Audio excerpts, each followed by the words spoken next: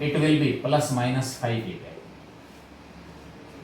Parallel to A के parallel एक ऐसा वेक्टर जिसका मैग्नीट्यूड 5 हो, either it will be 5 A cap और it will be minus 5 A cap.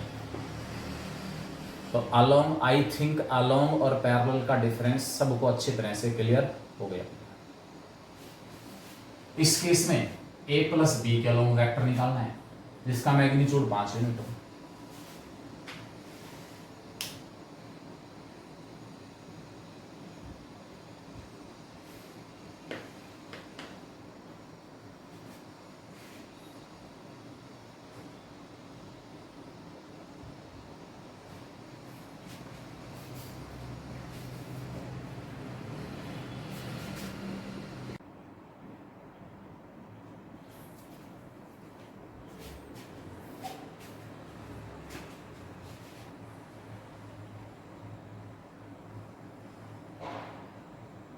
बेटा देखिए आगे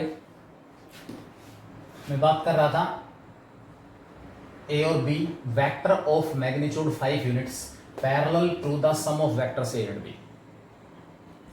ए और बी छोड़ो, ए और बी के सम के लोग निकालना है तो आप ए प्लस बी निकाल लोगे। A plus B 2i plus i 3i plus 3j minus 2j plus j, के से के कैंसिल, वही unit vector along A plus B. It is equal to 3i plus j upon में √10, 3i प्लस j अपॉन में √10। Vector of magnitude 5 units,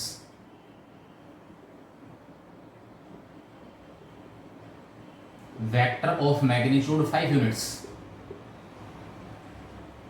along A plus B.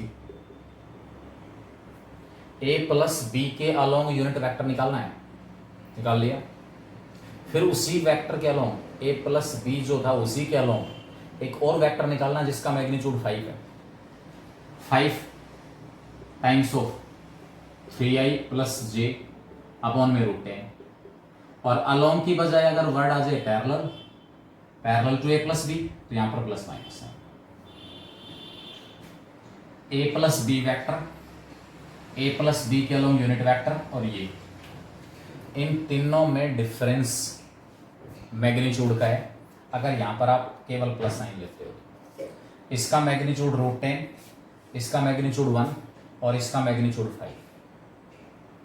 चलो ये तो ए plus B कह रहा है। अगर आपसे कहता कि 2a माइनस 3b, सम नहीं, 2a माइनस 3b के अलोंग यूनिट वेक्टर निकालो, यूनिट वेक्टर ए को 2 से मल्टीप्लाई करूंगा, पहले 2a माइनस 3b वेक्टर आएगा,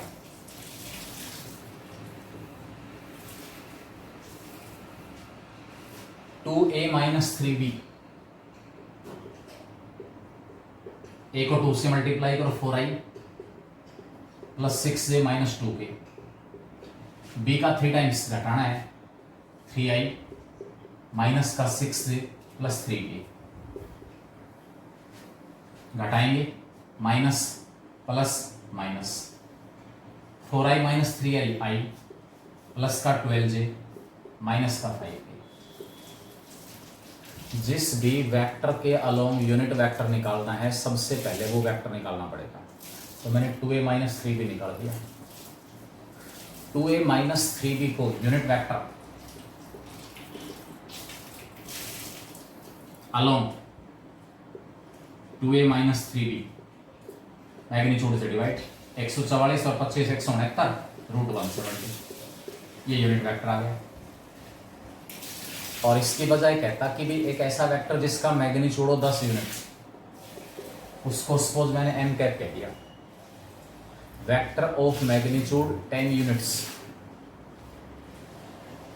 parallel to 2a minus 3b plus minus 10 m cap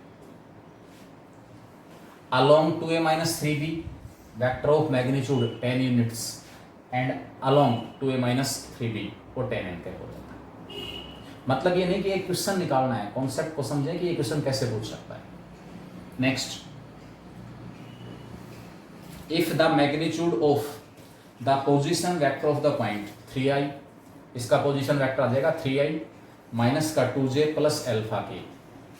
मैंने आपको पहले बताया पोजीशन वेक्टर भी अपने आप में एक वेक्टर ही होता है, तो 3i minus 2j plus alpha के जो है वो भी एक वेक्टर ही है, और इसका मैग्नीट्यूड 7 दिया हुआ है, अल्फा निकालना है, छोड़ रहा हूं तुम्हारे लिए। Second part, what vector should be added to the vector A so that the resultant is a unit vector i cap. भाई ए वेक्टर दिया हुआ है, क्या दिया vector A 3i plus 4j minus 2k।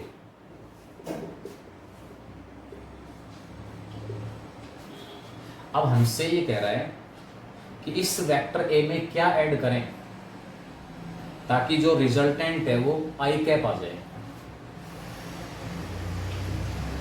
Vector A के अंदर मैंने add कर दिया vector B,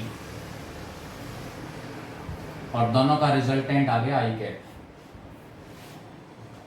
what vector should be added to vector A, इस वेक्टर ए में हम क्या ऐड करें ताकि जो रिजल्टेंट है वो हमारा क्या आ जाए, आई कैप आ जाए। मैंने ए में भी ऐड कर दिया, निकाल दो बी की वैल्यू, आई माइनस ए आ जाएगा। I minus A what is A 3i plus 4j minus 2k, minus minus और plus, i minus 3i minus 2i minus 4j और प्लस 2। यह आपका वेक्टर बी है, यह हमारे पास क्या आ गया, वेक्टर बी आ गया। Show that the vectors are collinear, दो वेक्टर्स कोलिनियर, एक वेक्टर दूसरे वेक्टर का some scalar multiple. Vector parallel या वेक्टर कोलिनियर, एक वेक्टर दूसरे वेक्टर का सम स्केलर मल्टीपल होगा। वेक्टर ए गिवन है 2i minus 3j plus 4k, इसको मैंने ए कह दिया। 2i minus 3j plus 4k। Vector B मैंने ले लिया minus 4i plus 6j minus 8k। या तो बी में से कुछ कॉमन आएगा या ए में से कुछ कॉमन आएगा, और उसके बाद स्केलर कंपोनेंट सेम हो जाएंगे।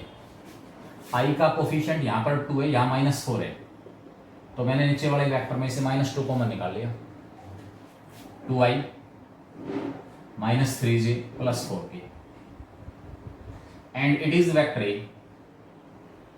जो बी वेक्टर हमारे पास है वो माइनस 2a के इक्वल आ गया। बी वेक्टर किसके इक्वल आ गया, माइनस 2a।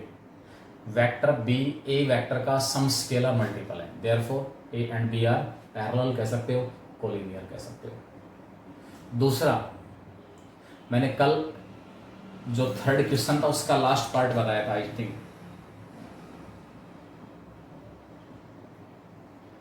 फोर्थ क्वेश्चन का थर्ड पार्ट, कि ए और बी अगर कोलिनियर वेक्टर हैं तो उनके जो कंपोनेंट्स हैं वो प्रोपोर्शन में होंगे। दूसरा मेथड है कोलिनियर या पैरेलल प्रूव करने का। अगर दो वेक्टर कोलिनियर या पैरेलल हैं तो उनके स्केलर कंपोनेंट्स आपको प्रोपोर्शनल मिलेंगे, मतलब उन दोनों वेक्टर्स में आई जे और के कोफिशिएंट्स का रेशियो सेम होगा। 2/-4 -3/6 4/-8 तीनों सेम है। 2/-4 -1/2 -3/6 ये भी -1/2 4/-8 ये भी -1/2, और वहां से लिख दो H 2/-4 equal to -3/6 equal to 4/-8 and each of them equal to -1/2। प्रत्येक किसके इक्वल है, -1/2। Therefore, the components of these two vectors are proportional and hence the vectors are collinear or parallel. Write the value of P for which this and this are parallel vectors. P की value बतानी है। दोनों vector parallel या collinear, वही आई जे और के coefficients का ratio same रख लो। 3/1 आई के कोफिशिएंट्स का रेशियो, 2/p जे के कोफिशिएंट्स का रेशियो, और 9/3 के कोफिशिएंट्स का रेशियो, तीनों इक्वल है, आपने आप पी की वैल्यू से ली। ऐसा ही थर्ड पार्ट है, direction ratios of the vector i plus J minus 2k, 1 1 और -2। किसी भी वेक्टर में i, j और k के कोफिशिएंट उसके डायरेक्शन रेशियो होते हैं। तो i plus J minus 2k जो वेक्टर है उसके direction ratio 1 1 -2, and hence calculate its direction cosines. जब डायरेक्शन रेशियो आ गए तो डायरेक्शन कोसाइन निकाल दो, i का कोफिशिएंट अपॉन में वेक्टर का मैग्नीट्यूड, j का कोफिशिएंट अपॉन में वेक्टर का मैग्नीट्यूड, k का कोफिशिएंट अपॉन वेक्टर का magnitude. Find the direction cosines of the vector joining the points A and B directed from A to B, directed from A to B। अगर ये directed from B to A होता तो direction ratios में तो फर्क नहीं पड़ेगा, direction cosines just negative हो जाएंगे, जो पहले थे उनका जस्ट नेगेटिव। देखें एक बार इस कॉन्सेप्ट को,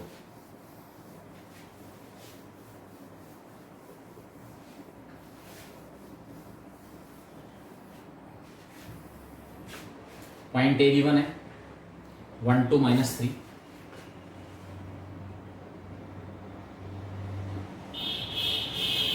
पॉइंट बी दिया हुआ है -1 -2 1।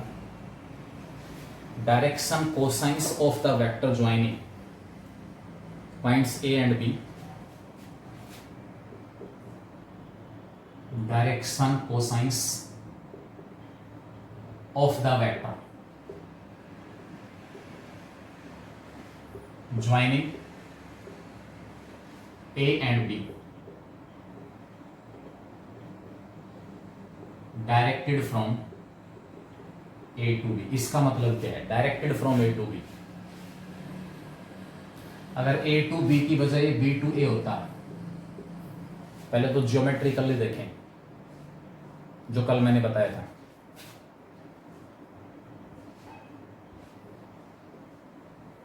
ये वेक्टर दिया हुआ है ओपी सपोज, डायरेक्शन है ओ से पी की तरफ, ये वेक्टर एक्स एक्सिस के साथ एंगल बना रहा है अल्फा, वाई एक्सिस के साथ एंगल है beta, this is X axis, this is Y axis and this is Z axis, और जेड एक्सिस के साथ है गामा एंगल। अगर इस वेक्टर ओपी की डायरेक्शन को रिवर्ट कर दिया जाए, रिवर्स 3D में पढ़ेंगे आप, 3 डायमेंशनल ज्योमेट्री में स्ट्रेट लाइन का कॉन्सेप्ट, वहां स्ट्रेट लाइन के डायरेक्शन कोसाइंस निकालने पड़ेंगे। तो वेक्टर के डायरेक्शन कोसाइंस और स्ट्रेट लाइन के डायरेक्शन कोसाइंस में क्या डिफरेंस आएगा? वेक्टर की डायरेक्शन फिक्स होती है, यूनिक होती है, लाइन की कोई फिक्स डायरेक्शन नहीं है। जब मैंने इस वेक्टर की डायरेक्शन ली ओ से पी की तरफ, तो बनाए हुए एंगल अल्फा बीटा और गामा है। अगर इस वेक्टर की डायरेक्शन में पी से ओ की तरफ ले लेता हूं, इस वेक्टर की डायरेक्शन मैंने किधर ली है? पी से ओ की तरफ, व्हाट विल हैपन? यानी कि अब की बार वेक्टर की डायरेक्शन ये बढ़ी है इधर, अब की बार एक्स एक्सिस के साथ एंगल ये बड़ा होगा। तो अगर ये अल्फा था तो ये एंगल पाई माइनस अल्फा हो गया, ठीक है। इस डायरेक्शन में इस वाई एक्सिस के साथ एंगल ये होगा, ये एंगल बीटा है, ये पाई माइनस बीटा हो गया।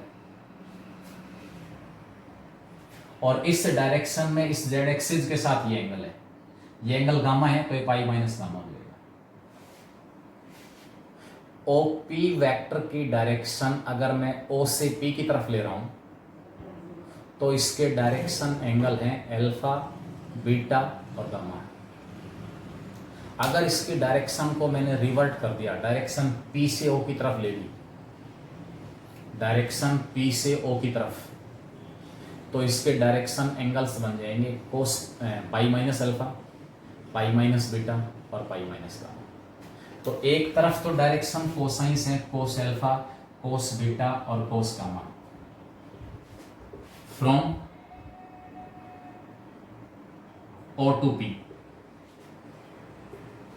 And from direction P to O, directed from P to O, PO, directed from P to O, उस केस में डायरेक्शन कोसाइंस होंगे cos pi minus alpha, cos pi minus beta और cos pi minus gamma. Cos 180 minus theta minus cos alpha minus cos beta और minus cos gamma. जो initially direction cosines थे उनके just negative हो जाएंगे। यहां मैंने मतलब आपको समझाया कि directed from A to B या B to A हो तो उसकी वजह से क्या फर्क पड़ेगा, वो डिफरेंस। तो A to B लेंगे, डायरेक्शन कोसाइंस जो भी आएंगे, B to A लेते समय डायरेक्शन कोसाइंस का जस्ट साइन चेंज हो जाएगा। Directed from A to B का मतलब है हमें डायरेक्शन कोसाइंस वेक्टर AB के निकालना है, direction cosines of vector AB। अब आप ये देखो किसी भी वेक्टर के डायरेक्शन कोसाइंस कैसे निकल सकते हैं, या तो उस वेक्टर द्वारा x, y और z एक्सिस के साथ बनाए हुए एंगल्स दिए हुए, या तो उस वेक्टर द्वारा x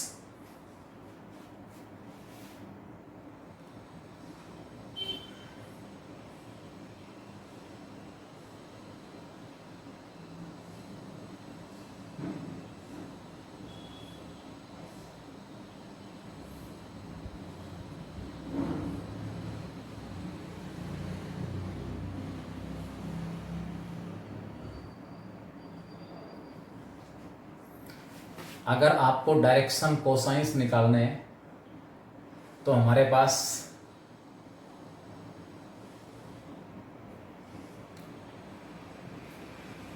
अरे ईशान बचपन की फोटो है क्या?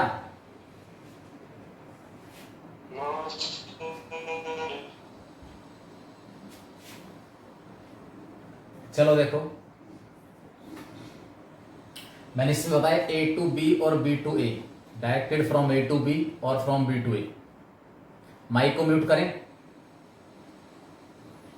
डायरेक्शन कोसाइंस ऑफ AB, किसी भी वेक्टर के डायरेक्शन कोसाइंस निकालने हैं, या तो उस वेक्टर द्वारा x, y और z एक्सिस के साथ बनाए हुए एंगल्स दिए गए हों, या फिर i, j और k के रूप में वो वेक्टर दिया हुआ हो, तो मैं डायरेक्शन कोसाइन निकाल सकता हूं।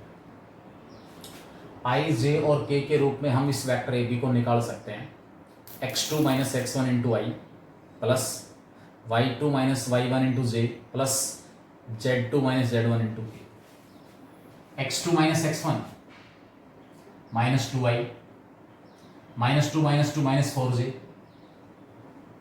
1 minus minus 3 plus 4k।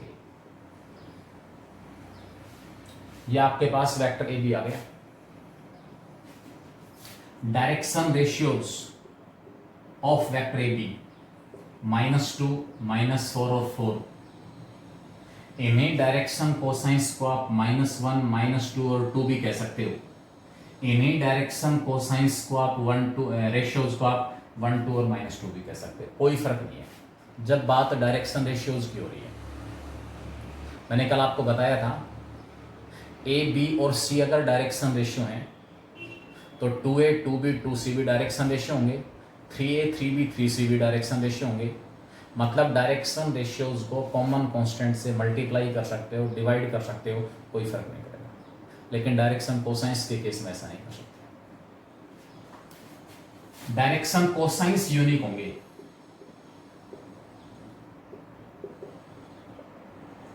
Vector का मैग्नीट्यूड कितना आ रहा है? 6।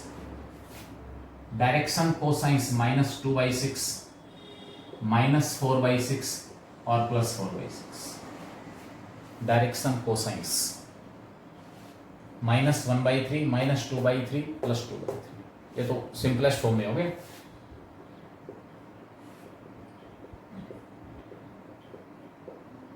डायरेक्शन कोसाइंस अगर directed from B to A होता तो ये आते +1/3, +2/3 और -2/3। यानी कि जो साइन AB वेक्टर के डायरेक्शन कोसाइंस का है उससे अपोजिट साइन BA वेक्टर के डायरेक्शन कोसाइंस का मिलेगा। न्यूमेरिकल वैल्यू उनकी सेम रहेगी। नेक्स्ट है what is the cosine of the angle which the vector makes with Y axis. दिया हुआ जो वेक्टर है वो वाई एक्सिस के साथ कौन सा एंगल बना रहा है, √2i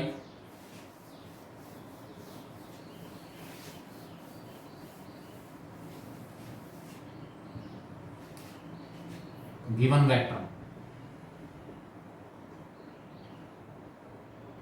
√2i plus j plus k।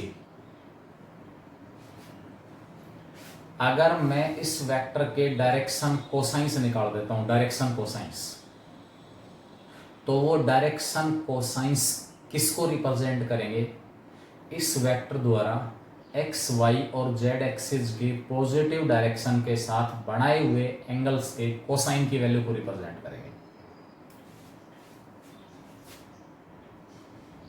Alpha beta and gamma be the angles which the given vector makes with x, y and z axis respectively। दिया हुआ वेक्टर x एक्सिस के साथ एंगल अल्फा बना रहा है, y एक्सिस के साथ angle beta बना रहा है, z एक्सिस के साथ एंगल गामा बना रहा है। आप कहोगे यहां से मैं कोस अल्फा कोस बीटा और कोस गामा की वैल्यू निकाल सकता हूं। क्या है ये कोस alpha cos beta cos gamma, इस वेक्टर के डायरेक्शन कोसाइन से। कोस अल्फा √2/2 कैसे, वेक्टर का मैग्नीट्यूड 2 है, आई के कोफिशिएंट का स्क्वायर 2, जे के कोफिशिएंट का स्क्वायर 1, के कोफिशिएंट का स्क्वायर 1, 2 + 1 + 1 4, 4 का स्क्वायर रूट 2। इस वेक्टर का मैग्नीट्यूड 2 है, इसलिए पहला डायरेक्शन कोसाइन आई का coefficient upon magnitude cos alpha, cos beta j का कोफिशिएंट अपॉन मैग्नीट्यूड, और कोस गामा के का कोफिशिएंट अपॉन मैग्नीट्यूड। ठीक है, 3 ऑप्शन हमारे पास है। किसके साथ एंगल पूछ रहा है, अब इतनी मान लो आप कॉम्पिटिटिव एग्जाम में बैठे हो, इतना टाइम लगाने की जरूरत नहीं है। एक्स एक्सिस के साथ बनाया हुआ एंगल, उसका कोसाइन आई का coefficient upon magnitude, Y axis के साथ बनाए हुए एंगल का कोसाइन जे का coefficient upon magnitude, Z axis के साथ बनाए हुए एंगल का कोसाइन के का कोफिशिएंट अपॉन मैग्नीट्यूड। अब यहाँ से एंगल निकल जाएगा, पर्टिकुलर वैल्यू निकल रही है तो पर्टिकुलर निकाल दो, अदरवाइज कोस परली तरफ जाके कोस इनवर्स बन जाएगा। आंसर हमारा आ गया कोस बीटा 1/2 है, कितना आएगा 1/2 कोस की वैल्यू i/3 के ऊपर होती है, एंगल कितना होगा π/3। कोई भी वेक्टर ध्यान रखना, कोई भी वेक्टर x y और z एक्सिस की किसी भी डायरेक्शन के साथ मैक्सिमम एंगल 180 बना सकता है। दो वेक्टर्स के बीच का एंगल 180 से ज़्यादा नहीं हो सकता। कभी आप ट्रिग्नोमेट्री का एंगल लेके चलो कि सर कोस की वैल्यू 1/2 थी तो एंगल 4th क्वाड्रेंट में भी चला जाएगा, नो। वेक्टर्स के बीच के एंगल की बात कर रहे हैं, ये एंगल मैक्सिमम 180, मिनिमम 0, ना नेगेटिव होगा ना 180 से ज़्यादा होगा। दो वेक्टर हैं, इनके बीच का ये एंगल है ए और बी, थीटा। अगर आपके पास ये डायरेक्शन है, ये एंगल है, अगर आपके पास वेक्टर्स ये दिए हुए हैं ए और बी, अब इनके बीच का एंगल ये होगा, मतलब मैक्सिमम जो एंगल है वो हमारे पास कितना हो सकता है 180, मिनिमम 0, ना नेगेटिव ना 180 से ज़्यादा।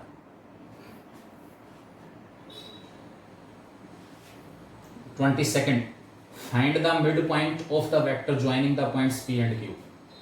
मिड पॉइंट का पोजीशन वेक्टर निकालना बताया था, position vector of A plus position vector of B upon 2। ठीक है, तो P और Q के पोजीशन वेक्टर दिए हुए हैं, दोनों को ऐड करके 2 से डिवाइड कर दो, P Q के मिड पॉइंट का पोजीशन वेक्टर आ जाएगा। Position vector of the mid point M of the line join line segment AB is this. Mid point का पोजीशन वेक्टर दिया हुआ है, A का पोजीशन वेक्टर दिया हुआ है, B का निकालना है। Position vector of M, what is M? Mid point of A B, it is equal to position vector of A plus position vector point का होगा, ध्यान रखना, कभी यहां पर position vector of vector A लिख दो, पोजीशन वेक्टर पॉइंट का होता है प्लस में position vector of B upon में 2। एम का जो पोजीशन वेक्टर है वो आपके पास इसके इक्वल है। एम का पोजीशन वेक्टर आपको दे रखा है, ये 2 इधर आके मल्टीप्लाई हो जाएगा। एम का पोजीशन वेक्टर दिया हुआ है, ए का दिया हुआ है, बी का निकल जाएगा, इसमें से माइनस कर देना। मिड पॉइंट का जो पोजीशन वेक्टर है उसके ट्वाइस में से ए का पोजीशन वेक्टर घटा दो, बी का जाएगा। उस ट्वाइस में से, किसका ट्वाइस? मिड पॉइंट का जो पोजीशन वेक्टर है उसके ट्वाइस में से अगर आपने ए का पोजीशन वेक्टर घटाया तो बी का आएगा, और बी का घटाया तो ए का पोजीशन वेक्टर आएगा। If the position vectors of the vertices of triangle AB and C are this and this, then write the position vectors of centroid of triangle ABC। Centroid का position vector triangle के तीनों vertices के position vectors को add करके और 3 से divide कर दो। Position vector of A plus position vector of B plus position vector of C upon में 3, सेंट्रोइड ऑफ ट्रायंगल एबीसी। मतलब छोटे छोटे क्वेश्चन है। Find the position vector of a point R which divides the line segment joining the points P and Q, internal external अपने आप निकालोगे। MA MB plus NA upon M plus N internal, MB minus NA upon M minus N external division। Find the position vector of the point which divides the join of points with position vector this and this internally in the ratio 1:3। ध्यान रखना यहाँ vector आई जे और के रूप में नहीं है। अब की बार जो वेक्टर हैं वो आई जे और के रूप में नहीं है। हमें क्या करना है, एक पॉइंट का position vector a plus 3b है, दूसरे का a माइनस बी है, a प्लस 3b और दूसरे का a माइनस।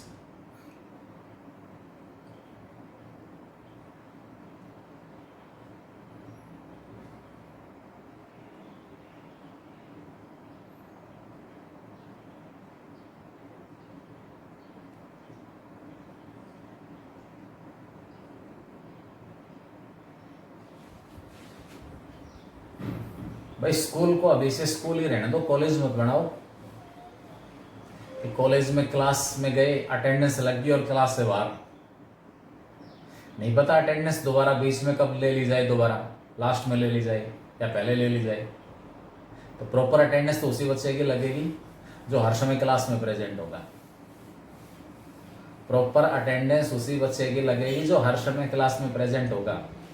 पहली क्लास में 25, अब पहले 23 फिर 22, यानी कि 2-3 बच्चे जो हैं वो किसी दबाव में क्लास में आए हुए। बेटा दबाव में रोज रोज फोन करके कि भी आओ क्लास में आओ, इसका मतलब आपकी नियत नहीं है। ठीक है, आपने खाना खाया, वो आपको ताकत तभी देगा जब वास्तव में आपको भूख लगी हुई है। घर वाले जबरदस्ती खा ले भी, खा ले खा ले खा ले बेटा खा ले खाना, और आपकी इच्छा है नहीं तो परेशान करेगा आपको। वो खाना आपको परेशान करेगा, डाइजेशन से रिलेटेड प्रॉब्लम, कोई भी दिक्कत। तो क्लास में आके बेनिफिट उसी बच्चे को मिलेगा जो वास्तव में कुछ सीखने के इरादे से क्लास में आया है। अब मैं बार बार आपको बता रहा हूँ भी 2, 4, 5, 7 बच्चे नहीं आ रहे तो अब मैं रोजाना उनको डिस्टर्ब करूँ बिना मतलब, वो पता नहीं अपने किस प्लानिंग में बिजी हैं। और जो बच्चे रूटीन में रोजाना क्लास में आ रहे हैं उनका टाइम खराब किया जाए, वो क्लास में बैठे रहेंगे। फिर आप लोगों जो लगातार क्लास में, उनको ऐसा लगेगा कि हमारा टाइम वेस्ट हो रहा है। इसलिए जबरदस्ती जो है नहीं हो सकती। जिस बच्चे की नीयत है वही पढ़ेगा। बच्चे से बात कर ली 4 बार, मम्मी पापा से दोनों से बात कर ली, उसके बावजूद भी बात नहीं बन रही, बच्चा क्लास ज्वाइन नहीं कर रहा, तो फिर क्या करें? हालात पे छोड़ दो, और क्या कर सकते हैं। नहीं आ रहा तो नहीं आएगा, स्कूल में आ गया, क्लास में आना तो मजबूरी है वहाँ पर। अब उसके अंदर भी ठीक है, हम पढ़ा रहे हैं, उसके दिमाग में और ही कोई कैलकुलेशन चल रही है, तो क्लास में आने का मतलब ये थोड़ी है कि इसने सीख लिया। सीखेगा वो बच्चा जो हर सेकंड टीचर के साथ रहेगा। अब क्लास में आके बैठा है, दिमाग में और ही कुछ चल रहा है कि वहाँ होता तो ये ऐसे कर रहा होता, वहाँ घूमने चले जाते, ये कर लेते, वो कर लेते। अब टीचर चाहे कुछ भी पढ़ाता रहे, वहाँ से कुछ थोड़ी मिलेगा। देखिए इसमें यहाँ जो वेक्टर्स हैं उनके पोजीशन वेक्टर आई, जे और के रूप में नहीं है, कोई फर्क नहीं पड़ना इससे, भले ही मत रहो। एक पॉइंट है उसका पोजीशन वेक्टर a+3b, दूसरे का पोजीशन वेक्टर है a-b। मैंने इन पॉइंट्स को नाम दे दिया।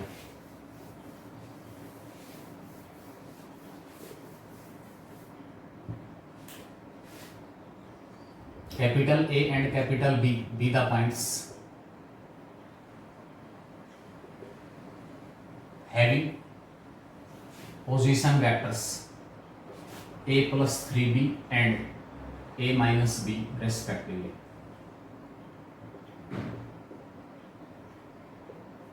बेटा अगर वेक्टर का सिंबल नहीं दिया ना, मैं काट दूंगा मार्क्स, पहले बता देता हूं। ये अगर वेक्टर का सिंबल नहीं है तो फिर पेरेंट्स को एक्सक्यूज देंगे आप, एक छोटी सी गलती करा कि सर ने सारे नंबर काट दिए, क्या करें, मार्किंग बहुत ज्यादा टाइट कर दी। बगैर इसके तो एरो मार्क के, तो मीनिंगलेस चीज है वेक्टर्स में, मीनिंगलेस चीज है, इसका कोई मीनिंग ही नहीं निकलेगा। बताओ नंबर कहां से दे। अब हमसे कह रहा है उस पॉइंट का पोजीशन वेक्टर निकालो जो इसको 1:3 में इंटरनली डिवाइड कर रहा है। C be the point dividing A B in the ratio 1:3 internally. Dividing A B and B A, यहां भी क्वेश्चन चेंज हो रहा है,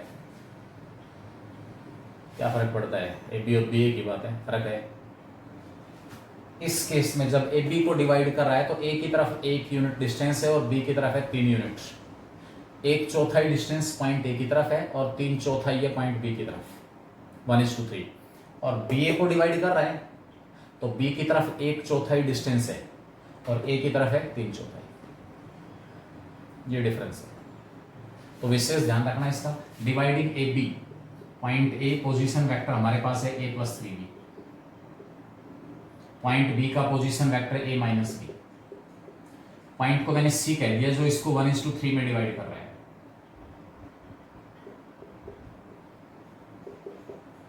निकाल दो position vector, position vector of C. ये सी पॉइंट है, यहां एरो मार्क मत लगाना। पोजीशन वेक्टर हमेशा पॉइंट का होता है। सी का पोजीशन वेक्टर 1 को मल्टीप्लाई करेंगे इससे दूर जो पॉइंट उसके पोजीशन वेक्टर से, 3 को मल्टीप्लाई करेंगे इससे दूर जो पॉइंट उसके पोजीशन वेक्टर से, 1 को a-b से a-b, 3 को मल्टीप्लाई किया a+3b से 3a+9b अपॉन में 1+3 अपॉन में 1+3, a+3 a 4a प्लस का 8b, ये प्लस का 9 -1 प्लस 8b और अपॉन में 4। ये आपके पास a+2b है, कितना आएगा a+2b, 4 से डिवाइड करोगे तो a+2b, पॉइंट सी का पोजीशन वेक्टर। इसी प्रकार इससे अगला है। अब देखो सेकंड पार्ट में केवल कह दिया कि इन द रेशियो 2:1, ना इंटरनल कह रहा ना एक्सटर्नल कह रहा। इसका मतलब मुझे दोनों पॉइंट निकालने हैं। एक पॉइंट इस ए बी को इंटरनली 2:1 में डिवाइड करेगा, दूसरा पॉइंट इस ए बी को 2:1 में एक्सटर्नली डिवाइड करेगा। आप दोनों पॉइंट्स निकालोगे। अगर इंटरनल और एक्सटर्नल वर्ड नहीं दिया हुआ है तो आपको दोनों पॉइंट्स के पोजीशन वेक्टर निकालने हैं। एक इसको इंटरनली डिवाइड करेगा और दूसरा एक्सटर्नल।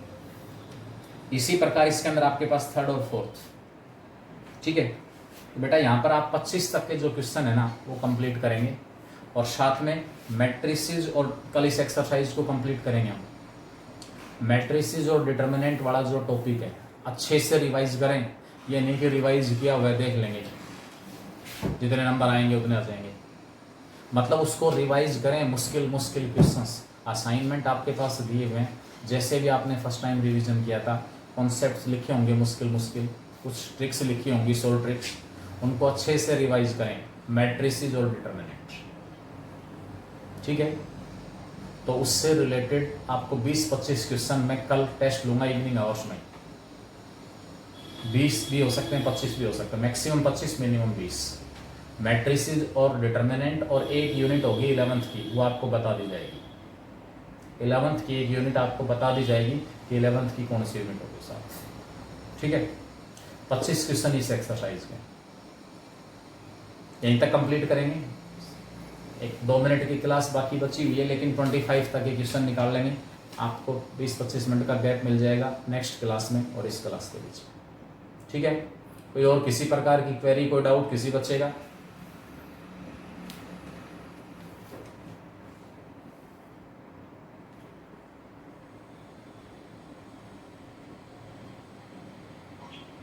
ठीक है, थैंक यू वेरी मच।